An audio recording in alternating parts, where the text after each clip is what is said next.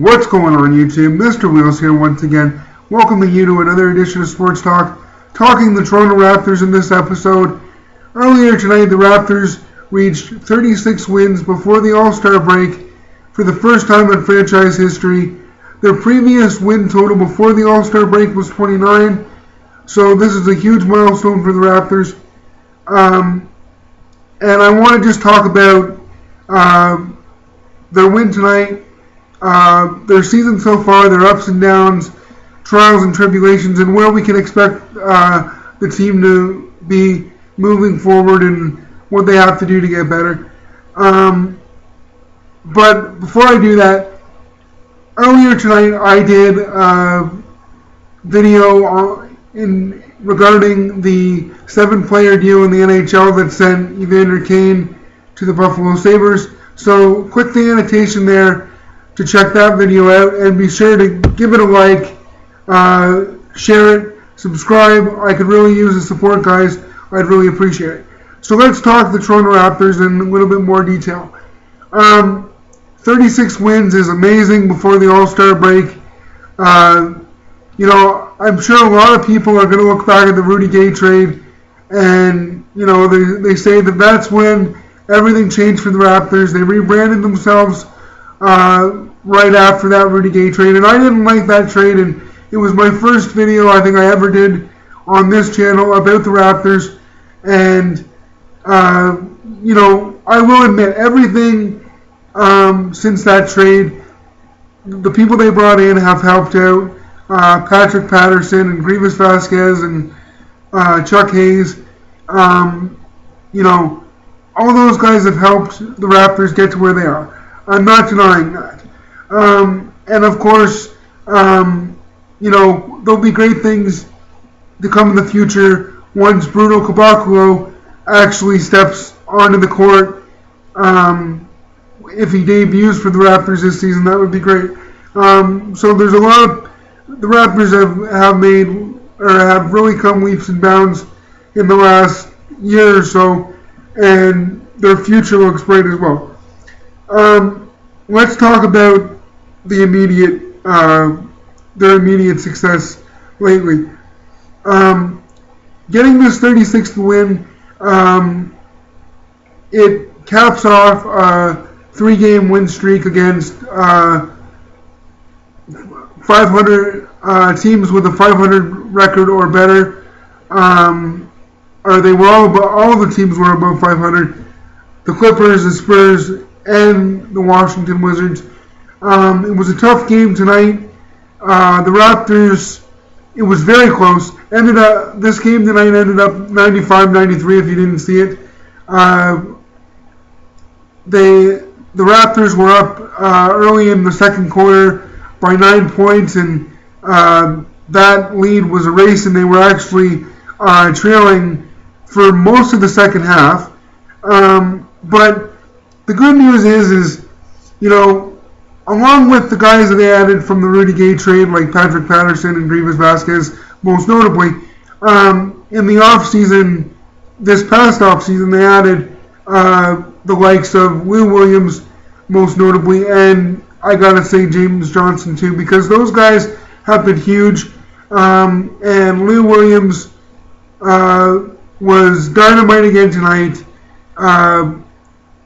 Finished with 27 points, and the Raptors are 10-1 when he leads them in scoring, and that is he's part of their second unit. And I mean, he's just the type of guy that when you look at NBA franchises or any winning teams in sports, they've got guys that can step up in big game situations, and Lou Williams is one of those guys. So I really like him.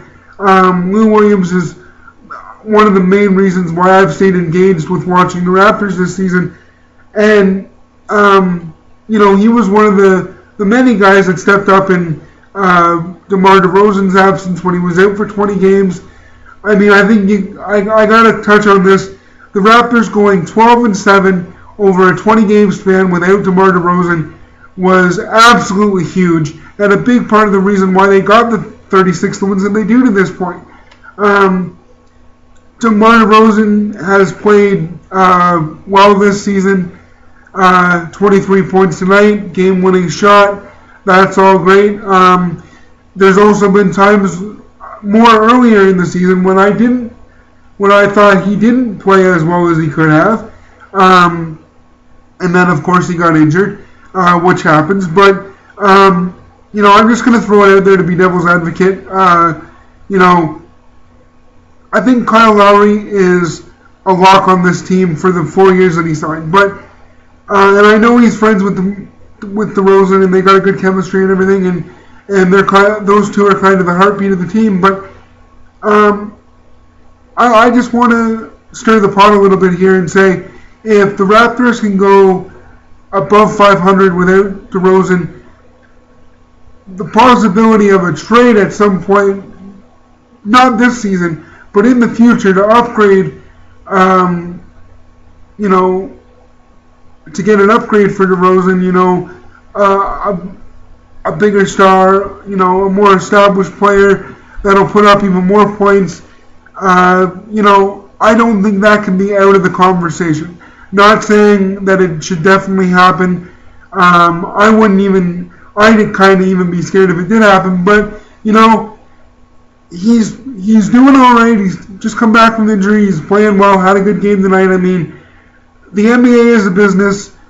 I'm just trying to speculate on what the Raptors do moving forward, and definitely not make a change like that this season. But in the future, they're going to have to look at how the team gets better. And moving from that, the next thing I want to talk about is the Raptors bench. And they've got guys on the bench like Landry Fields and Greg Stigsma, that really, beside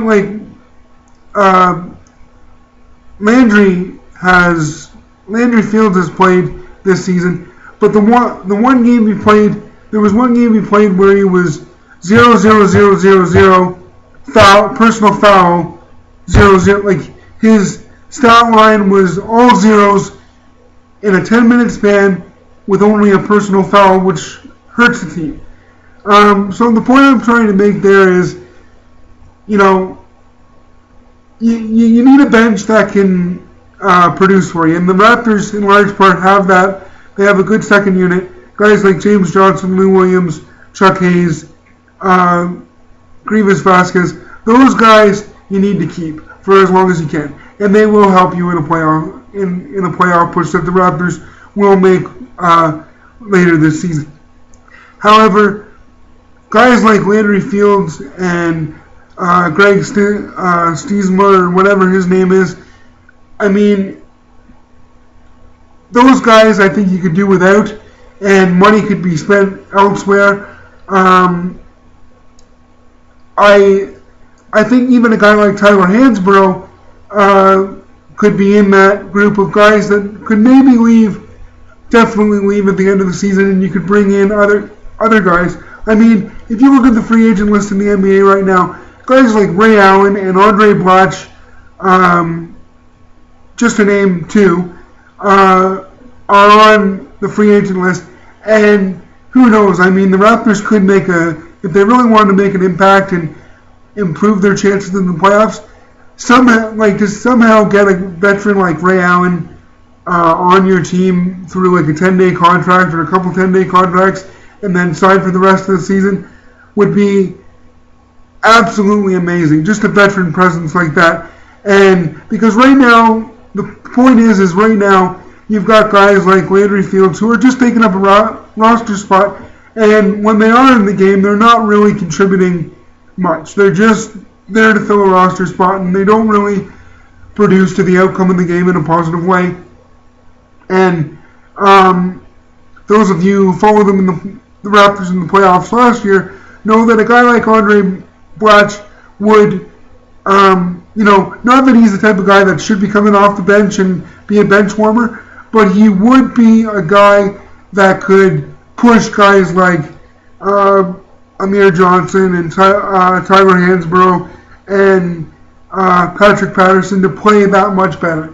And I think if Blatch was on the team, again, I'm just speculating here, But if he was on the team, it would be Tyler Hansbrough that would be the odd man out, and among others. If the Raptors were to add somebody just to pick up a free agent or whatever. So guys, that's basically all I wanted to rant about. I hope you're stuck with me through this just over 10-minute video. But bottom line, all things are looking good for the Raptors right now. 36 wins going into the All-Star break. The future looks good. The immediate future looks good. No complaints here. So give this video a like. Please subscribe to my channel. Follow me on Twitter at SledgeHead86. And stop by Facebook and give my Facebook fan page a like.